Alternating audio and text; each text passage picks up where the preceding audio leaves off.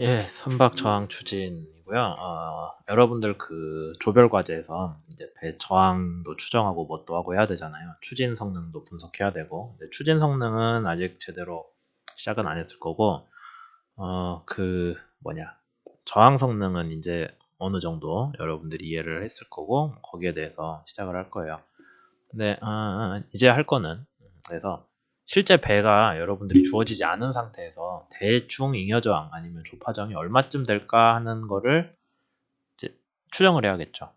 근데 실제 배가 없기 때문에 그러면 모르겠다라고만 할 게 아니라 많은 사람들이 이제 기존에 있던 배들을 연구를 한 결과들을 종합을 해서 어떤 경험식, 추정식 그런 거를 많이 만들어냈어요.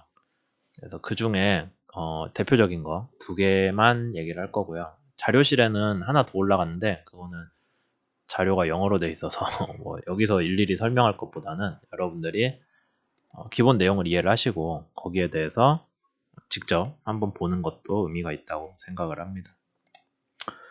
첫 번째로 보여드릴 거는 우리가 야마가타 차트라고 하는데 이게 붙여지나? 붙여는 지네요. 근데 돌려야 되는데. 오, 기능이 대단한데? 네.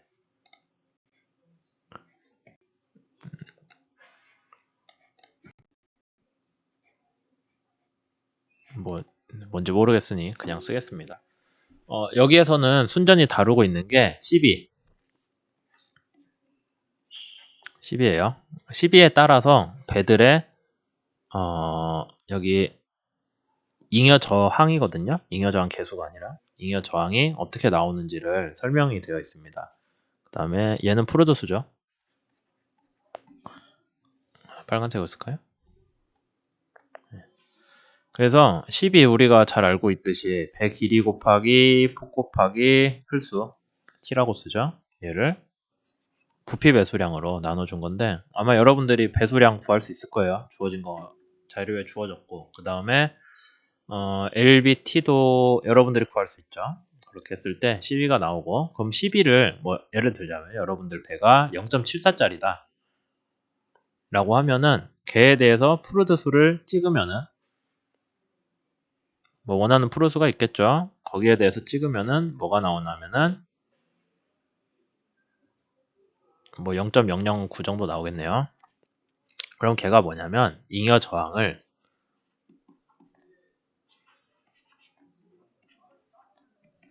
이걸로 나눠준 거예요. 근데 우리가 알고 있는 이러한 잉여 저항 계수랑 뭐가 다르냐면은 이게 다르죠.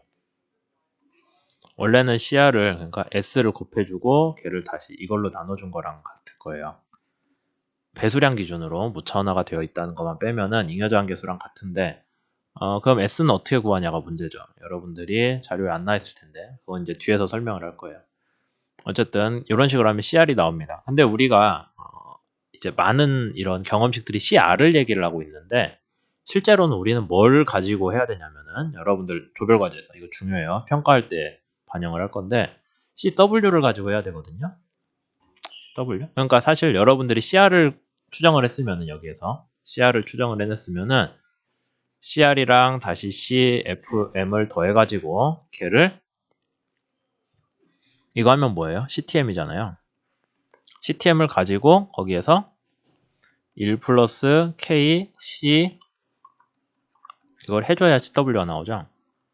그럼 얘는 어떻게 구해요? 1 플러스 K는 낮은 프루드수들에 대해서 여러분들이 몇 개 케이스를 해가지고 프로아스카 방법을 쓰시든 해서 K를 구하셔야 되는 거예요. 그러니까 주어진 자료가 잉여저항에 대한 차트이긴 한데 잉여저항으로 하지 마시고 우리가 3차원 해석법 하는 게 목표니까 잉여저항으로 하지 마시고 그 잉여저항이랑 전저항, 마찰저항이랑 다시 더해가지고 전저항을 구하시고 그 전저항을 가지고 프로아스카 방법을 다시 써서 K를 구하세요. 그렇게 했을 때 CW가 나오고 걔를 실선으로 확장을 할 때 쓰셔야 된다라는 거죠. 이거는 근데 이 야마가타 차트는 진짜 간단한 거거든요. 왜냐면은 12밖에 안 썼잖아요. 배 형상에 대해서. 뭐 같은 12라고 무조건 같은 저항이 나올 것 같지 않지만 그냥 이런 식으로 간략하게 한 것들이 있다. 라는 걸 여러분들이 먼저 이해를 하시면은 이제 그 다음 내용을 볼 수 있을 거예요. 그래서 이제 그 다음 내용은 한글로 된 논문인데 뭐 읽는데 크게 어려움은 없을 걸로 생각을 하고 있습니다. 그래서 우리 옆 동네에 있는 선박해양 플랜트 연구소에서 그동안 연구했던 이제 배 형상 자료랑 저항 자료를 가지고 저항 계수를 추정하는 데이터베이스를 만들었어요. 네, 잉여 저항 계수입니다. 얘도. 그럼 조파 저항은 어떻게 구한다고요? 아까 위에서 얘기했던 것 같이 전저항으로 다시 가서 프로하스카 방법을 쓰세요. 뭐 이제 내용 쭉 건너뛰시고 결국에는 뭐를 볼 거냐면은 여기서 얘기를 하고 있는 거는 어딨냐? 네. 배의 형상을 결정하는 주요한 어떤 인자들이 있을 거예요. 뭐 앞에서는 야마가타 차트는 12만 얘기했는데 12도 뭐 중요하죠, 물론. 근데 그런 거 말고 다른 어떤 요소들을 더 고려를 했을 때 여기 있는 것들 이런 애들을 고려를 했을 때 우리가 잉여 저항 계수를 좀 더 제대로 추정을 할 수 있다는 거예요. 그러니까 꼭 실험을 하지 않고서라도 잉여 저항 계수를 먼저 추정을 할 수 있다. 그러려면은 뭐 예를 들자면 이 식을 한번 볼게요. 이게 뭐 앞에 보면은 배 속도별로 뭐 뚱뚱한 배 이거 나누고 그러거든요. 처음에 뚱뚱한 배랑 뭐 낮은 뭐야 안 뚱뚱한 배랑 쪼개가지고 프로듀스별로 뭐 그런 것들이 나오고 등등인데 앞에서 쭉 읽어보면서 따라가시면 될 거예요. 뭐 이거를 제가 구태여 표를 새로 만들어 드릴 필요는 없을 것 같고 한번 읽어보세요. 그렇게 했을 때 여기에서 이제 어떤 프로듀스 영역에서 걔를 기준으로 낮은 속도, 높은 속도를 나눠가지고 해석을 하는 게 좀 맞겠다라는 거고 그 다음에 거기에 대해서 이렇게 우리가 접근을 할 수 있겠다라는 거죠. 그러면은 얘를 쪼개서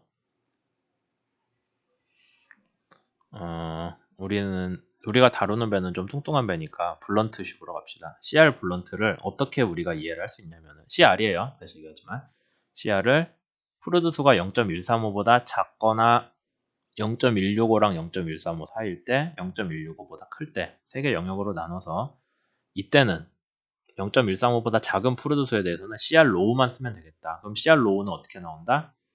요런 수식으로 나오고요. 그럼 여기 각각에 들어가는 뭐 L, CB, EA 뭐 등등 있잖아요. 걔네들은 각각 뭐냐? 라고 하면은 여기 나와 있는 표에 설명이 되어 있죠.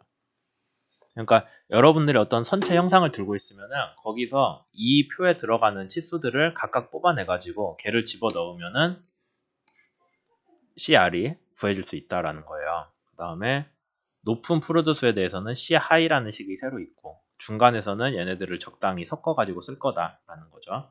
그래서 여기에 들어갈 뭐 배수량 아니면 CB, EA, 뭐 L1, V 벌브 이런 것들을 다 여러분들이 알면은 좀 더 신뢰성 있게 구할 수가 있는데 거기까지는 이제 따라오실 수 있겠죠. 논문 처음부터 읽어보면 그 얘기하고 있어요.